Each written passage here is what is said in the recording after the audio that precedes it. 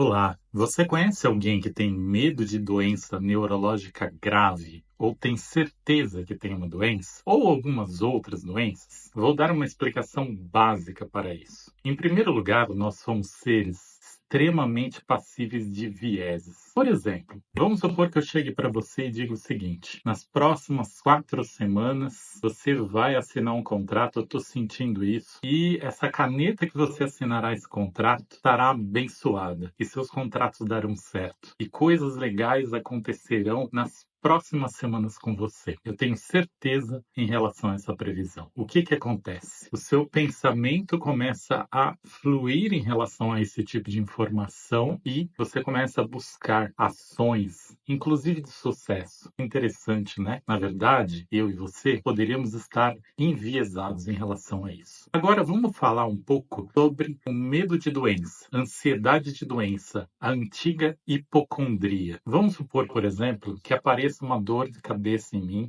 uma cefaleia estranha que não desaparece. Aí a primeira coisa que eu faço, geralmente, é ir ao buscador. Lá eu vou colocar dor de cabeça, causas. Quando a gente busca a palavra, comumente acontece o seguinte: aparecem sites relevantes, os mais interessantes, aqueles que, por exemplo, o Google dá mais credibilidade. Vamos supor que aparecesse o site do querido Drauzio Varela, que é uma pessoa que eu admiro. Com certeza, ele é um profissional que não vai escrever besteira, mas o que acontece? Quando você abrir, por exemplo, drauziovarela.com.br/cefaleia, vai aparecer um conteúdo relevante. E ali ele vai falar sobre as enxaquecas, sobre os tipos, sobre causas, alimentação, fator genético e, por último, em menos de 1% dos casos, tumores no cérebro. Lá embaixo no site dele. Só que no buscador em si, há uma mistura no algoritmo. Quando eu coloco na busca dor de cabeça,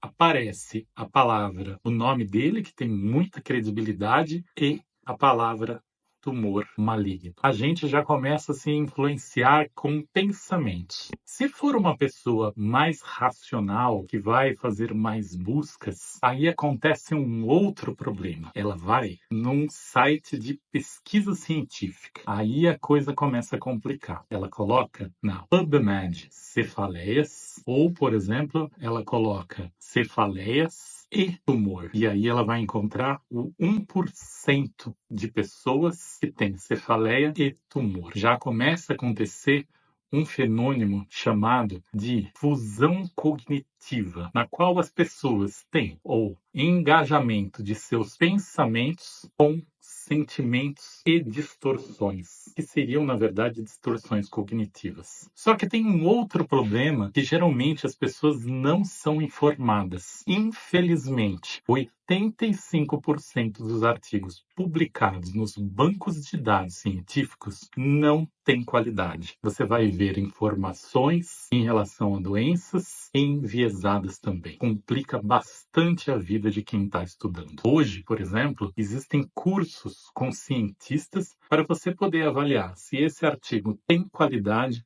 ou não. Agora imagine você buscar em milhares de papers informações inerentes àquela condição e ainda cair nas mãos de um artigo com péssima qualidade, que corresponde a esses 85%. Aí a pessoa passa a ter certeza de que tem uma doença, porque a fusão cognitiva aumenta. Neste caso, é importante a pessoa buscar um profissional de saúde especialista, por exemplo, um neurologista, que vai descartar tal doença, e um tratamento psicológico, para fazer uma espécie de difusão cognitiva, para que a pessoa pare de acreditar que tem aquele tipo de doença.